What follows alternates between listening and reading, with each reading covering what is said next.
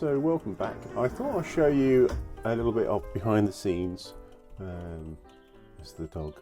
So I'm trying to prep and get a decent setup for showing you the paintings on the easel.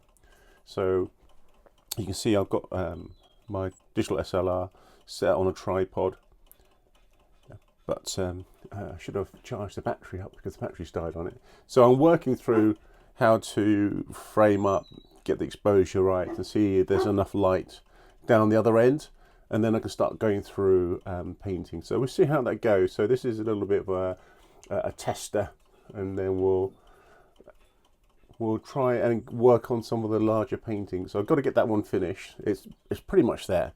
It's 99.999% finished. I've got a few little details to add to it. Then I'm calling it a day, regardless of what it looks like. And then I can work on the new painting. Sorry if you can hear the barking. That's Django outside. And yeah, so let's see how that works. The idea is to get a camera shot here, so you get me sat there, because obviously everyone wants to see me sat there painting away, and then I have some close-ups as I talk through the process and what I'm doing. Okay, so let's see how that goes. Right, so shh, be quiet now. This is my camera. I do need to work out how I'm going to get a display, so while I'm sat on the other side I can make sure that the picture's in focus and everything's in frame. But it's set up on a tripod, so it's nice and sturdy. And you can see I just need to frame it so we get a shot. I'll be sat there, painting there, so you'll get this view looking towards the painting. I've got a battery that's hard charged now, so I've put it into the camera, and it is set up so you can see the view I'm trying to capture here. I think I need to frame it across a little bit. It's interesting, all of the setup. Luckily, I already have this camera anyway, so I do enjoy photography. So I have always had decent cameras. So that's set up. So when I'm sat round here, it is all kind of set up. I gotta step over. Django. Okay, so I need to work on light levels. We've got lighting in here. On a bright day, it feels a little bit dark. So I'm working on this painting here at the moment. It's like I say, it's nearly finished, 99.999%. We've got a few little splashes of colour to add to it, and then it's done. Set this up now. This is a second take because I'm using my phone for the audio, and I just realised that wasn't recording. You're recording, that wasn't recording. So I'm still working through all of the technical aspects of filming. And what I'm doing is just taking the paint straight from the tube and using the end of the brush. This painting, I've been using quite a wide brush, so I'm not fixated on detail. So it's really a wide brush and the edge of a palette knife in some areas. But unlike the other paintings, it's not designed to be highly detailed.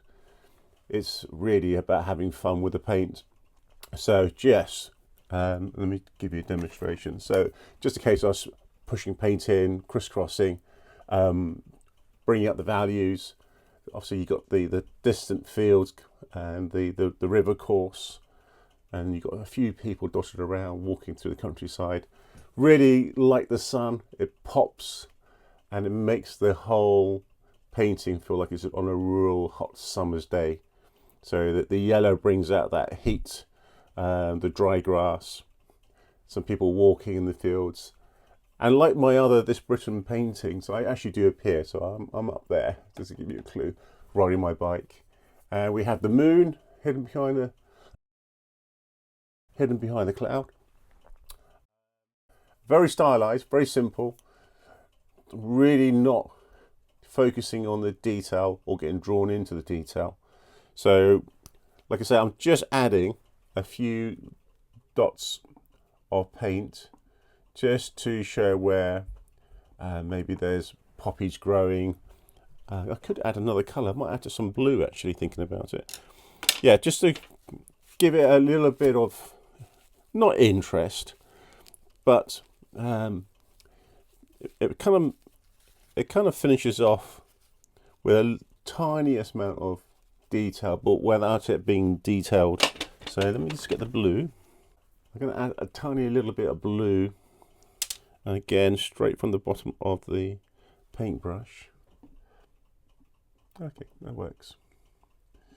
And again, just a random dashes, kind of evoking wildflowers, especially on the fence line here, and maybe one or two in the field. Again, very subtle. You probably think they're paint splash marks rather than put in on purpose. So where else can we go? Take a little bit off there, and then where we got there's little dashes of white in the wheat field.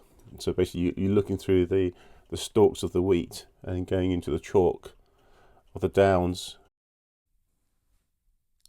Okay, so I think I'm going to call this painting finished now. So I added the final details, and I think that's enough, and I'm going to put this away now, and then let's get back to talking about some of the camera equipment, and we'll carry on with the studio video setup. All right, this is me in the future, which has been through looking at my camera setup for painting on the easel. And I mentioned that I need to get hold of a monitor so I can look at the framing whilst I'm painting, and also make sure that the camera is still recording. So just got through the post, a very cheap monitor I can mount on top of the camera. So I thought we'd do a quick unboxing. Ooh, my first unboxing. I'm not sponsored, I bought this myself. So let's see how this goes together. I'll quickly do a quick unboxing, and then we'll get it fitted on the camera and see how that looks. And hopefully it delivers what I need, which is so I can just check on the monitor. I think the worst thing would be is to spend 5-10 minutes working on something whilst videoing and realizing that the video wasn't recording, or there was a problem with the audio or something. So okay, so this is a 7-inch camera monitor.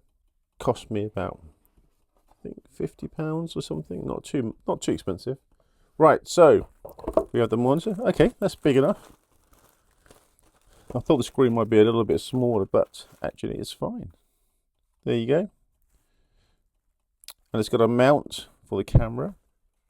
So let's see what else is in the box. Oh, okay, cool. So we've got a ball and socket mount, HDMI cable, and a manual that can go straight into the bin. Oh, that's a little shade for the camera. And oh, okay, a little housing for it. Okay, that's pretty straightforward. Let's put this all together and see how it looks on the camera. There you go. So the camera now has a screen, a little monitor above. So when I'm set down filming, I should be able to make sure it's filming okay. The only problem is that I didn't check to see if it needed a power or how it got power.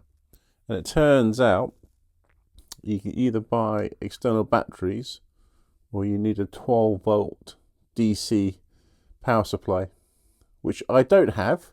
So I've had to order some batteries. Rather have batteries than a power lead running across the floor. But anyway, it's got a hood, a shade for the screen. So there it is. Not bad, is it? Let's see how it goes. Yeah, and also, in addition to the camera that's on the tripod, but I also have this. It's a desk lamp arm, which I used to hold a whole load of ball clips. Couldn't think of where else to store the ball clips, and they had to be accessible, so I thought I'd stick the ball clips on there. But it's got a ball and socket and one of these sprung clamp mounts for the phone. So I mount the phone on here, so you get the top down view when I'm doing the drawing, sketching, or anything I'm working on in terms of my desk.